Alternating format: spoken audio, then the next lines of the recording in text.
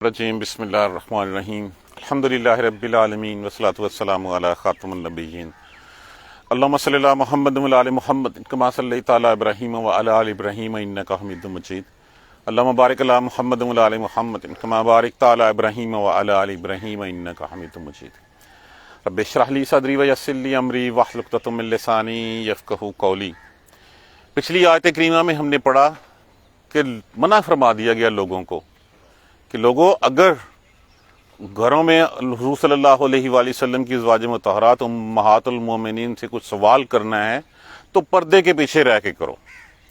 اب ایسے ہی ہوا کہ حضرت عائشہ رضی اللہ تعالیٰ عنہ بول کیس کے بھائی ابھی اسلحے آئے تو آپ نے کہا اچھا میں پہلے رسول اللہ صلی اللہ علیہ وسلم سے پوچھ لوں کہ آپ کو اندر آنے دینا کہ نہیں آنے دینا۔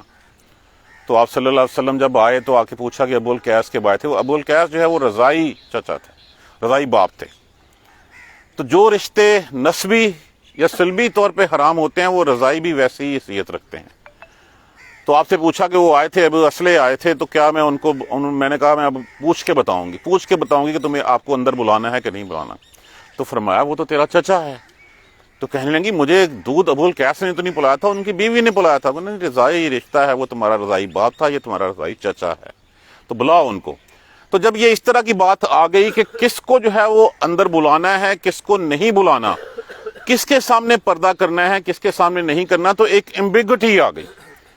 تو اس ایمبیگوٹی کو دور کرنے کے لیے، اس شک کو دور کرنے کے لیے اللہ سبحانہ تعالیٰ نے پھر کلیئرٹی کے ساتھ یہی بات اگر ہم سورہ نور میں دیکھیں تو سورہ نور میں بھی جو ہے ان محرمات کی ڈیٹیل لسٹ دی گئی ہے کہ کس کون محرم رشتے ہیں جن کے سامنے تمہیں پردہ تم چاہو تو نہ کرو۔ لا جناح علیہن، نہیں ہے گناہ تم پر ان پر، فی آبائہن، پہلی بات اپنے باپوں کے بارے میں، باپ تمہارا محرم رشتہ دار ہے، ولا ابنائہن، اور نہ اپنے بیٹوں کے بارے میں، اور نہ بیٹوں کے بارے میں، ولا اخوانہن، اور نہ اپنے بھائیوں کے بارے میں۔ دیکھیے باپ، بیٹا، بھائی، ولا ابناء اخوانہن، اور نہ بتیجوں کے بارے میں، بتیجے بھی محرم رشتے ہیں، ولا ابناء اخواتہن، اور بھانجوں کے بارے میں، اپنی بہنوں کے بیٹوں کے بارے میں، ولا نسائہن، اور نہ دوسری عورتوں سے، ولا ما ملکت ایمانہن، اور نہ اپنے غلام لونڈیوں سے،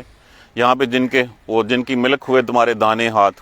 بعض نے یہاں سے صرف مراد لونڈیاں لیا، لیکن بعض نے یہاں پہ اس میں جو ہے وہ غلام بھی ایڈ کر لیا ہے کہ یہ وہ محرم رشتے ہیں جن رشتوں کے سامنے تم پردہ نہ بھی کرو تو تمہارے لیے صحیح ہے، گناہ نہیں ہے تمہارے اوپر کوئی۔ لیکن ساتھ جو لفظ کہہ دیا گیا واتقین اللہ، اور ڈرتی رہو اللہ سے، کہ یہ بھی نہیں ہے کہ یہ محرم رشتے ہیں تو ان محرم رشتوں کے ساتھ بالکل جو ہے وہ تم اپنی جو ہے وہ حیا چھوڑ دو، اپنے رشتے ہیں وہ تمہارے محرم ہیں، اللہ سے ڈرتی رہو، جو ضروری پردہ ہے وہ کرتی رہو۔ بے شک اللہ، ان اللہ، بے شک اللہ، کانا علی کل شیء شہیدہ، ہے ہر چیز کے اوپر گواہ، ہر چیز کے اوپر اللہ گواہ ہے۔ تو یہاں پہ ان کی ڈیٹیل دے دی گئی، یہاں پہ چچاؤں ماموں کا ذکر نہیں کیا گیا لیکن وہ بھی اس فہرست میں شامل ہیں۔ آپ سورہ نور پڑھ لیجئے، سورہ نور کی آیت نمبر غالباً 27 ہے یا 31 ہے، یہیں پہ آپ کو مل جائے گی، اس میں ڈیٹیل لسٹ جو ہے وہ دے دی گئی ہے کہ کون کون تمہارے محرم رشتے ہیں۔ ان محرم رشتوں کے ساتھ اگر تم پردہ نہ کرو تو تمہارے لیے کوئی گناہ نہیں ہے۔ اب یہاں تک تو یہ بات ہوگی۔ اس کے بعد آ گئی ان اللہ، بے شک اللہ، وملائکتہ، اور فرشتے، یصلون، سلام بھیجتے ہیں، درود بھیجتے ہیں، علی النبی، نبی کے اوپر۔ یہ وقت وہ وقت تھا جس وقت حضور صلی اللہ علیہ وآلہ وسلم کو ایذا دینے میں کوئی کسر نہیں چھوڑی گئی تھی۔ تکالیف کا ایک پہاڑ تھا جو آپ کے اوپر جو ہے وہ کھڑا کر دیا گیا تھا، آپ کی راہوں میں کانٹے بچھائے جاتے، آپ کے اوپر جو ہے وہ گندگی پھینکی جاتی، آپ کو شہید کرنے کی سازشیں کی جاتی۔ تو یہاں پہ بیسیکلی یہ ان کی ان باتوں کا جواب ہے کہ جس کے اوپر یصلون، صلی کا معنی اگر اللہ سے اس کی نسبت ہو تو اس کا معنی ہوتا ہے رحمت کرنا، اور اگر اس کی نسبت جو ہے وہ فرشتوں کی جانب ہو تو فرشتوں کا ہوتا ہے استغفار مانگنا، دعا مانگنا، اور اگر انسان کی نسبت، عام مومنوں کی نسبت صلی کا لفظ ہو تو اس کا مطلب ہوتا ہے مدح، ثنا بیان کرنا، دعا کرنا۔ تو وہ شخص جس کو تم ستاتے ہو، بے شک اس کے اوپر تو اللہ اپنی رحمت بھیجتا ہے، نہ صرف اللہ اپنی رحمت بھیجتا ہے بلکہ وہ تمام فرشتے بھی اس کے استغفار کے لیے، اس کی رحمت کے لیے جو ہے وہ دعائیں کرتے ہیں اللہ سبحانہ تعالیٰ سے۔ تو جس شخص کے لیے اللہ سبحانہ تعالیٰ جو ہے وہ اپنی رحمت کا جو ہے وہ رحمت کے بارے میں بتا رہے ہیں، فرشتوں کی دعائیں کے بارے میں بتا رہے ہیں، تو یہ لوگ ان کا کچھ نہیں بگاڑ سکتے۔ تو اے مومنو، تم بھی جو ہے وہ دعا کیا کرو۔ تو ایک صحابی نے رسول اللہ صلی اللہ علیہ وسلم سے پوچھا، یا رسول اللہ، سلام کا طریقہ تو ہمیں آ گیا، ایھا النبی، السلام علیکم ایھا النبی، کہ نبی کو سلام کیسے کرنا، صلات کیا ہے؟ تو آپ صلی اللہ علیہ وآلہ وسلم نے پھر درود ابراہیمی پڑھ کے سنایا، اللہم صلی علی محمد وعلی آل محمد کما صلیت علی ابراہیم وعلی آل ابراہیم انک حمید مجید، اللہم بارک علی محمد وعلی آل محمد کما بارکت علی ابراہیم وعلی آل ابراہیم انک حمید مجید۔ سب سے بہتر درود جو کہا گیا ہے وہ درود ابراہیمی ہے۔ اگر ہم اس کے ترجمے پہ غور کریں تو ہم کہتے ہیں اللہ رحمتیں بھیج محمد پر صلی اللہ علیہ وآلہ وسلم اور آپ کی آل پر۔ کس طرح کی رحمتیں؟ جس طرح کی رحمتیں اللہ سبحانہ تعالیٰ آپ نے ابراہیم علیہ السلام پہ بھیجی اور ان کی آل پہ بھیجی۔ اللہ برکتیں بھیج محمد صلی اللہ علیہ وآلہ وسلم پر، اس طرح کی برکتیں جس طرح کی برکتیں آپ نے ابراہیم علیہ السلام اور ان کی آل پر بھیجی۔ سب سے اچھا درود، اور کہا وہ بڑا ہی بخیل شخص ہے جس کے سامنے محمد صلی اللہ علیہ وآلہ وسلم کا نام لیا جائے اور وہ آپ پہ درود نہ بھیجے۔ اور پھر درود کے کتنے فضائل ہیں۔ عمر فاروق رضی اللہ تعالیٰ عنہ سے ہے کہ جب تک کوئی دعا درود کے بغیر مانگی جاتی ہے وہ زمین و آسمان کے درمیان میں معلق رہتی ہے۔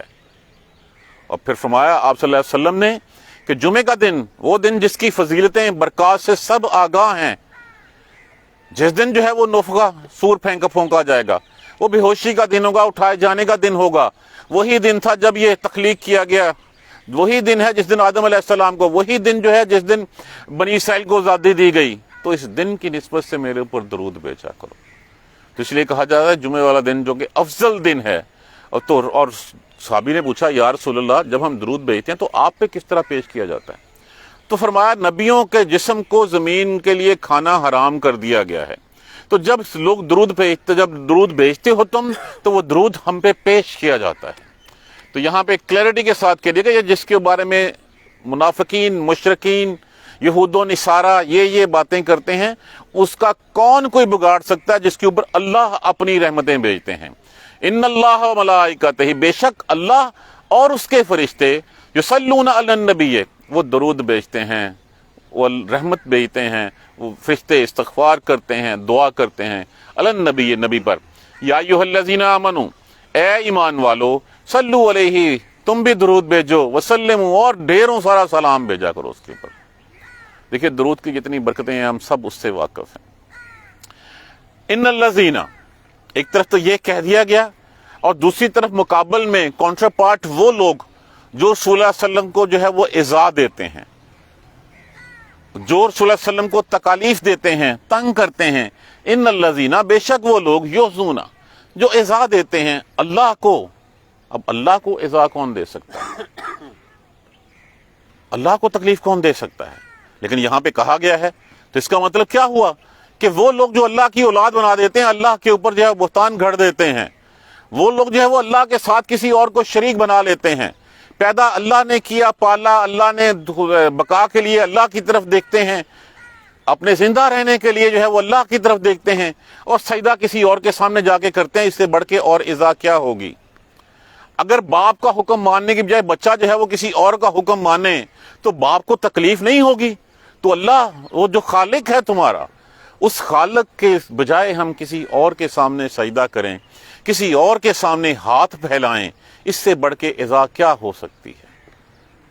اللہ کی اولاد بنا دیا، اللہ کی بیٹیاں بنا دیا، اللہ کا بیٹا بنا دیا، اللہ کے ساتھ ملا دیا، اور پھر اللہ سے مانگنے کی بجائے کسی اور سے مانگنا شروع کر دیا۔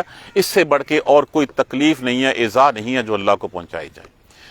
بے شک وہ لوگ جو اللہ کو ایذا دیتے ہیں، وَرَسُولَهُ، اور ساتھ اس کے رسول کو بھی۔ رسول کو ایذا کیا ہے کہ رسول کی بجائے رسول کی بات کا نہ ماننا، کلمہ تو پڑھنا لا الہ الا اللہ محمد الرسول اللہ، اور پھر بات ماننا کسی یہود و نصارہ کی، کسی مشرکین کی۔ کیوں؟ اس لیے کہ وہ بات ہمیں پسند نہیں ہے۔ اب رسول اللہ صلی اللہ علیہ وسلم نے تو نفاق کی منافق کی 3 نشانیاں بتا دیں، ہم تینوں بدرجہ اتم ہم میں پائی جاتی ہیں۔ ہم نعرے تو لگاتے ہیں نبی کے نام کے، میلاد تو مناتے ہیں ہم ان کے نام کا، لیکن جہاں بات ماننے کی باری آتی ہے وہاں پہ ان کی بات نہیں مانتے۔ تو کسی کو ہم اپنا لیڈر بھی کہیں، اپنا رہنما بھی کہیں، اپنا رہبر بھی کہیں، اپنا پیشوا بھی کہیں، اپنا امام بھی کہیں، اور پھر اس کی بات نہ مانیں، اس سے بڑھ کے تکلیف کیا ہوگی؟ کہ جو تعلیمات ہیں ان تعلیمات پہ عمل نہیں کرتے، نعرے ہم خالی لگاتے ہیں۔ تو جب ہم خالی خولی نعرے لگاتے ہیں تو پھر کیا ہمیں ان کے امتی کہلانے کا حق ہے؟ جب بات ہم نے ماننی نہیں، بات ہم نے کسی اور کی ماننی ہے۔ تو یہی سب سے بڑی تکالیف ہیں۔ ایک تو وہ جسمانی تکالیف تھیں، لیکن یہ قرآن یہ تو رہتی دنیا تک کے لیے جو ہے وہ ہمیں جو ہے وہ ضابطہ حیات سکھاتا ہے۔ تو ہمیں یہ بتایا گیا کہ بے شک وہ لوگ جو اللہ کو ایذا دیتے ہیں اور جو اس کے رسول کو ایذا دیتے ہیں، ایک تو دیکھیے وہ کافر ہیں، انہوں نے تو انکار کر دیا سیدھا سیدھا، ان کا معاملہ تو آخرت میں ہوگا اللہ کے ساتھ۔ یہاں پہ ہم نام بھی لیتے ہیں رسول کا، ہم دعوے دار بھی ہیں امتی ہونے کے اور فخر بھی کرتے ہیں امتی ہونے کا، لیکن اس کے باوجود بات نہیں مانتے۔ تو جب بات نہیں مانتے تو پھر ہم کس طرح کی امتی ہیں؟ کیا امتی کہلانے کا حق رکھتے ہیں؟ نہیں، ہم ایذا دیتے ہیں اللہ کے رسول کو۔ بے شک وہ لوگ جو ایذا دیتے ہیں اللہ اور اس کے رسولوں کو، اب ان کا انجام کیا بتایا گیا ہے؟ لعنہم اللہ، لعنت کرتا ہے اللہ ان پر۔ لعنت کا معنی کیا ہوتا ہے؟ رحمت سے دور کر دینا، کہ اپنی رحمت سے دور کر دینا۔ ہم نہیں جب کسی کو کہتے ہیں لعنت ہو تو اس کا مطلب ہوتا ہے کہ دفع ہو جائے، میرے پاس مت آؤ۔ لعنہم اللہ، اللہ لعنت فرماتے ہیں ان کے اوپر، دنیا میں بھی والآخرہ، اور آخرت میں بھی۔ وَأَعَدَّ لَهُمْ عَذَابًا مُهِينًا، اور ان کے لیے ذلتوں والے عذاب تیار کر رکھے ہیں۔ جو عذاب ہم پہ آ رہے ہیں، کبھی سوچا ہم نے اپنے اعمال کے بارے میں؟ پہ در پہ ہم مختلف بیماریوں کا، مختلف عذابوں کا شکار ہو رہے ہیں۔ کبھی زلزلہ آتا ہے، کبھی ڈینگی آتا ہے، کبھی کرونا ہم پہ چھا جاتا ہے، کبھی سیلاب ہم پہ چڑھ دوڑتے ہیں۔ کبھی ہم نے سوچا کہ ہم نے اپنے گریبان کے اندر، آج کل تو یہ ہے کہ ٹھیک ہے جی وہ کاربن کی وجہ سے جو ہے وہ حدت بڑھ گئی، گلیشیئر پگھل گئے، یہ ہمارے اعمال ہیں، جو ہمارے اعمال کی وجہ سے یہ عذاب آتے ہیں۔ یہ کیوں آتے ہیں؟ یہ ہمیں جھنجھوڑنے کے لیے آتے ہیں، ہمیں جو ہے وہ خبردار کرنے کے لیے آتے ہیں کہ اٹھ جاؤ، اپنے حالات ٹھیک کر لو، اس راہ پہ چلو جو اللہ اور اس کے رسول کی راہ ہے۔ اللہ اور اس کے رسول کو ایذا مت دو۔ بات تو ماننی ہم نے یہود و نصارہ کی اور دعوے کرنے ہم نے اللہ اور اس کے رسول کے، یہ منافقانہ پن چھوڑ دو۔ اگر نہیں چھوڑو گے تو پھر یہ اللہ تمہارے لیے جو ہے وہ دنیا میں بھی اور آخرت میں بھی۔ مسلمان ہونے کے ناطے اس وقت پوری دنیا ہمیں جو ہے وہ منافق سمجھتی ہے کہ نہیں سمجھتی؟ ہمیں بیکاری سمجھتی ہے کہ نہیں سمجھتی؟ تو یہی رسوا کرنے والے عذاب ہیں، اور کس طرح کے عذاب آنے ہیں۔ 22 کروڑ مسلمان، وہ کوئی ایک تبلیغ والے گئے نا کسی دوسرے ملک میں، تو جا کے جب مسجد میں داخل ہونے لگے تو جوتا اٹھایا اور بغل میں اٹھا دیا۔ تو ساتھ والوں نے کہا کہ یہ کیوں اٹھایا؟ نے کہا جی اچھا کیا آپ کے ہاں جوتے اٹھائے جاتے ہیں؟ نے کہا ہاں اٹھائے جاتے ہیں۔ کہا پھر تبلیغ کی ضرورت تو آپ کو وہاں پہ ہے، یہاں کیا کرنے ہے؟ جب وہاں پہ یہ حال ہے تو پھر یہاں تبلیغ کیوں کرنے ہیں؟ تبلیغ پہلے وہاں پہ کریں جا کے۔ تو اس سے بڑھ کے اور اہانت اور ذلیل کرنے والے رسوا عذاب کون سے ہوں گے؟ ہمارے اوپر نازل ہو رہے ہیں، در در کی خاک جو ہے وہ ہم چھان رہے ہیں۔ اسی کا نتیجہ ہے، کس کا نتیجہ ہے؟ کہ ہم اللہ اور اس کے رسول کو ایذا دیتے ہیں، بات نہیں مانتے، کلمہ پڑھتے ہیں ہم اس کا، اب اللہ نے لعنت کر دی، لعنہم اللہ فی الدنیا، لعنت ہے ان کے اوپر دنیا میں بھی، والآخرۃ، آخرت میں بھی، وَأَعَدَّ لَهُمْ عَذَابًا مَهِينًا، اور اللہ نے تیار کر رکھا ہے۔ وَالَّذِينَ يُؤْذُونَ الْمُؤْمِنِينَ وَالْمُؤْمِنَاتِ، اور وہ لوگ جو مومن مردوں اور مومن عورتوں کو ستاتے ہیں، بغیر مقتصبوا، بغیر ان کے کچھ کیے ہوئے۔ ہوتا کیا کہ جس وقت شام کو جو ہے وہ قضائے حاجت کے لیے مسلم خواتین جو ہیں وہ مومن عورتیں جو ہیں وہ باہر نکلتی، تو اس وقت کے منافق اور جن کے دلوں میں مرض ہوتا تھا، جو شہوہ زنی کے مریض ہوتے تھے، وہ آوازیں کستے ان کے اوپر، جو ہمارے ہاں بازاروں میں اس وقت ہوتا ہے، آوازیں کستے ان کے اوپر۔ اور جب ان کو کسی کو پکڑ کے سرزنش کی جاتی، پکڑا جاتا اس کو، تو آگے سے کہتے ہیں ہم تو سمجھے تھے لونڈیاں ہیں۔ اس وقت تک لونڈیوں کا حال جو تھا وہ ہم سب جانتے ہیں، ہم تو لونڈیاں کنیزیں سمجھے تھے، اللہ نے پردے کا حکم دے دیا۔ تو یہاں پہ کیا کہا گیا ہے؟ جو ستاتے ہیں مومن مردوں اور مومن عورتوں کو بغیر مقتصبوا، بغیر کسی کچھ چیز کے کیے ہوئے، بغیر کوئی کچھ کیے ہوئے۔ حضرت عائشہ رضی اللہ تعالیٰ عنہ نے کچھ کیا تھا جو آپ کے اوپر جو حملہ کیا گیا، آپ کے اوپر جو الزام لگایا گیا؟ آپ تو جو ہے وہ اس وقت جو ہے وہ قضاء حاجت کے لیے گئیں، اور پھر اسی طرح جو ہے وہ آپ کی جو ہے وہ اٹھا کے رکھ لیا گیا اونٹ کے اوپر، اور چل دیا. اتنا کم وزن تھا پتہ بھی نہیں لگا کہ اس میں ہیں کہ نہیں ہیں آپ. ان کے اوپر کتنا بہتان عظیم لگا گیا. اللہ نے بریت فرمائی بغیر مختصو، بغیر ان کے کچھ کیے ہوئے. قد احتملوا بہتانا، پس اٹھایا انہوں نے بہتان، اسما مبین، اور کھلا گناہ، بغیر کسی بات کے جو ہے اس کو گناہ اٹھا لینا. یا ایھا النبی، اے نبی، کل کہہ دیجئے، لازواجک، اپنی بیویوں سے، وبناتک، اور اپنی بیٹیوں سے، ونساء المؤمنین، اور مومن مرد عورتوں سے. دیکھیں یہ قرآن کا اسلوب ہے، کہا رسول کو جاتا ہے، مخاطب ساری امہ ہوتی ہے. اب رسول تو چلے گئے، اللہ کے پاس جو ہے وہ ہیں. اب اس کے بعد ذمہ داری کس کے لیے؟ یہ بات مجھے اور آپ کو کہی جا رہی ہے کہ اپنی بیویوں، اپنی بیٹیوں اور باقی لوگوں کو پردے کا حکم دیں. یا ایھا النبی، اے نبی، کل کہہ دیجئے. یہاں کل ایک تو کہہ دینا ہوتا ہے، اس کا معنی اعلان کر دینا بھی ہوتا ہے. لازواجک، اپنی بیویوں سے، وبناتک، اور اپنی بیٹیوں سے، ونساء المؤمنین، اور مومن عورتوں سے، یدنین علیہن من جلابیبہن. جلباب کس کو کہتے ہیں؟ چادر کے کچھ حصے کو. پہلے یہی لفظ جو ہے وہ ہم پیچھے پڑھے ہیں، خمار، جس کا معنی ہوتا ہے دوپٹہ، پتلی ہلکی چھوٹی چادر. جلباب کہتے ہیں بڑی چادر کو، بڑی چادر جو اوڑھنی ہوتی ہے، جس سے پورا جسم جو ہے وہ ڈھانپ جاتا ہے. اسی کو آپ عبایا کہہ لیں، برقع کہہ لیں، چادر کہہ لیں. زیادہ یہ چادر کے مفہوم میں جو ہے وہ اوڑھنی کے مفہوم میں آیا ہوا ہے.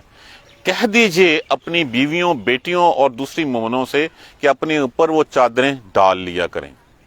ام سلمہ رضی اللہ تعالی عنہا جو فرماتی ہیں کہ اس آیت کے اترنے کے بعد انصار کی عورتوں نے تو ایسے کر لیا جیسے ان کے سر پہ کوئی پرندہ ہو بیٹھا اور انہیں پورا اپنے آپ کو کور کیا ہوا ہوتا تھا. آج ہم کہتے ہیں جو برقع لیتا ہے وہ دقیانوسی ہے. آج ہم کہتے ہیں کہ آج کا تو اسلام ہے ہی نہیں، یہ تو اسلام پرانا ہے. تو یہ تو حکم، اب اگر راہ چلتی عورتوں میں سے ایک عورت آئے گی جس نے برقع پہنا ہوگا، پراپر نقاب کیا ہوگا، اس نے عبایا پہنا ہوگا، حجاب میں ہوگی، تو پھر اس کو اس طرح ستائے جانے کے امکانات کم ہیں بجائے اس خاتون کے جو بازار میں آتی ہی زینت کے لیے ہے، اپنی زیب کے لیے ہے، اپنی آرائش کے لیے ہے. ڈال لیا کریں اپنے اوپر اوڑھنیاں. ذالک ادنیٰ، یہ زیادہ قریب ہے، ان یعرفنا فلا یؤذینا، یہ کہ وہ پہچان لی جائیں، پتہ چل جائے کہ ہاں یہ مومن عورت ہے. جب یہ مومن عورت ہے تو پھر وہ ایذا نہیں دی جائیں گی. لوگ سمجھ جائیں گے کہ یہ ایک شریف خاتون ہے جو کسی مجبوری کی حالت میں اپنے کام سے کام کے لیے جو ہے وہ کسی کام کے لیے باہر نکلی ہے، نہ کہ وہ اپنی نمائش کے لیے نکلی ہے. اگر وہ اپنی نمائش کے لیے نکلی ہے تو پھر اس کے اوپر نہ دوپٹہ ہوگا، نہ اس کا لباس مناسب ہوگا، وہ تو اپنی زیب و زینت کے لیے جو ہے وہ باہر نکلی ہوگی. تو یہ بات اس وقت کی کہی ہوئی کہ عورتیں جو ہے وہ اپنی چادریں اپنے اوپر اوڑھ لیا کریں تاکہ دور سے پتہ چل جائے کہ ہاں یہ مومن عورت ہے، ہاں یہ مسلمان ہے. آج ہم جب دیکھتے ہیں تو برقعے میں تو آٹومیٹکلی جو ہے وہ ہوتا ہے کہ یہ ایک شریف خاتون، اور بجائے اس کے کہ جس نے جین پہنی ہو اور جس نے جو ہے وہ ہاف سلیو یا سلیو لیس پہنا اور اپنا پورا جسم دکھا رہی ہو، تو کیا دونوں میں فرق نہیں نظر آئے گا ہمیں خود؟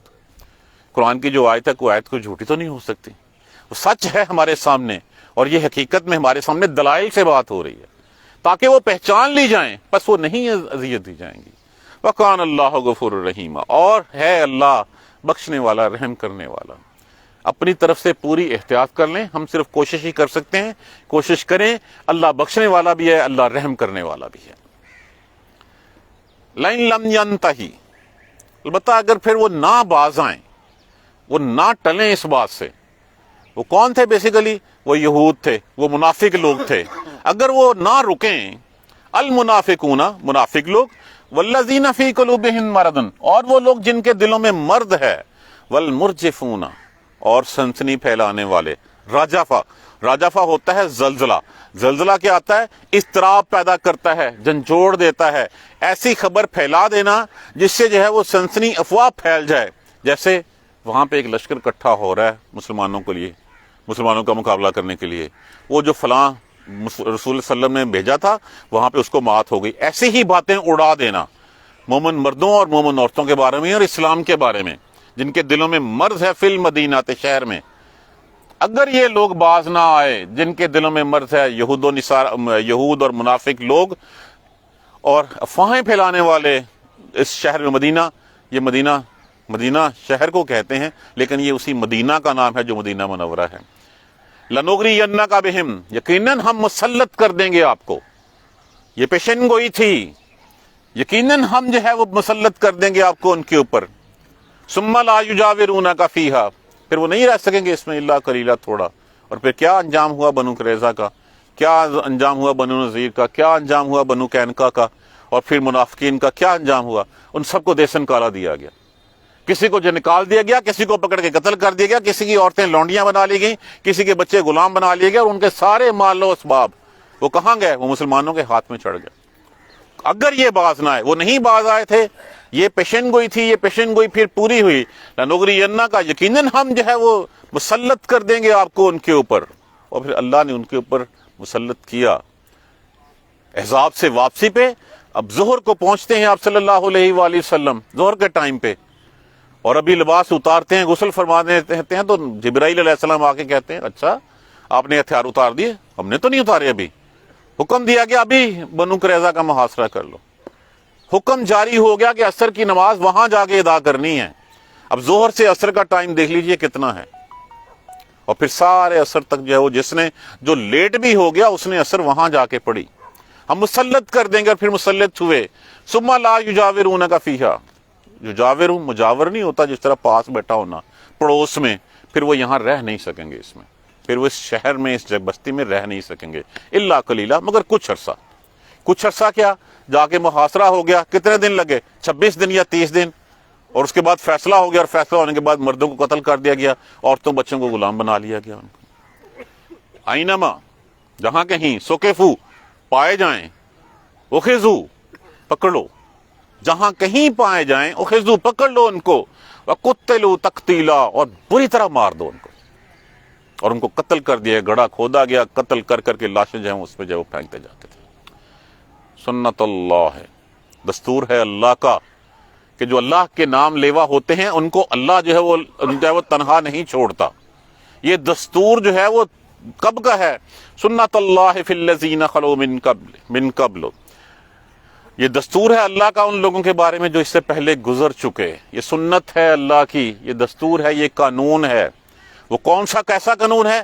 جیسے یہ شہد کی خاصیت میٹھا ہے، اس نے میٹھا ہی رہنا ہے۔ سینکھیا زہر کی خاصیت جو ہے وہ کڑوا ہے، اس نے کڑوا ہی رہنا ہے۔ اسی طرح اللہ کا دستور ہے، اللہ کی سنت ہے کہ اس کے ایمان والے غالب ہو کر رہیں گے، ان کو ستانے والوں کو جو ہے وہ قلعہ کما کر دیا جائے گا۔ وَلَن تَجِدَ لِسُنَّتِ اللَّهِ تَبْدِيلًا، اور تو اللہ کے دستور میں کبھی تبدیلی، ہرگز نہیں تبدیلی پائے گا۔ یہ قانون آپ دیکھ لیجئے، آدم علیہ السلام سے شروع ہوا، حابیل قبیل کے قصے میں جو ہے وہ کون جو ہے وہ اللہ کی شریعت کے خلاف تھا، کون اللہ کا نافرمان تھا، کون اللہ کا فرما بردار تھا، پھر کس کا نام زندہ رہا، اور اس کے بعد آنورڈ ابھی تک دیکھ لیجئے۔ فار دا ٹائم بینگ مشکلیں ضرور آتی ہیں، وہ کہتے تھے کب لاؤ گے عذاب، پھر جب عذاب آیا تو پھر وہی لوگ، وہی ابو سفیان اور وہی جو ہے وہ اکرمہ بن ابی جہل کیا تھے اور کیا جو ہے وہ بعد میں ہو گئے۔ تو یہ اللہ کی سنت ہے، اللہ کا دستور ہے، یہ تبدیل نہیں ہوتا، یہ اللہ کا قانون ہے، اس میں کبھی کوئی تبدیلی نہیں ہے۔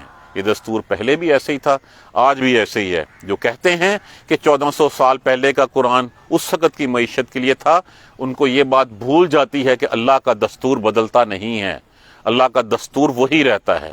اور جب قرآن مکمل ہو گیا، اللہ نے اس دنیا پہ، اس کائنات پہ اپنی نعمت تمام کر دی، جب کہہ دیا الیوم اکملت لکم دینکم، آج کے دن تمہارا دین مکمل ہو گیا، تو وہی دین جو ہے وہ سور پھونکے جانے تک جو ہے وہ قابل العمل رہے گا۔ اس میں ہم یہ کہہ کے جان نہیں چھڑوا سکتے کہ یہ تو 1400 سال پہلے کی باتیں ہیں، اس وقت کے لیے قابل عمل تھا، آج کے لیے نہیں ہے۔ یہ غلط تھیری ہے، یہ غلط سوچ ہے۔ آج بھی ہم قرآن کو چھوڑ دینے کی وجہ سے ذلیل و خوار ہو رہے ہیں۔ اللہ سبحانہ تعالی ہمیں قرآن سمجھ کر پڑھنے، عمل کرنے کی ہمت اور توفیق دے۔ یہ ریویژن کلاس کا پہلا حصہ تھا، دوسرا حصہ انشاءاللہ کل ہم پڑھیں گے۔ جزاک اللہ خیر۔ سبحانک اللہم وبحمدک، اشہد ان لا الہ الا انت، استغفرک واتوب الیک۔ اعوذ باللہ من الشیطان الرجیم، بسم اللہ الرحمن الرحیم۔ الحمدللہ رب العالمین، الحمدللہ رب العالمین، الحمدللہ رب العالمین۔ اللہم صلی علی محمد وعلی آل محمد کما صلیت علی ابراہیم وعلی آل ابراہیم انک حمید مجید۔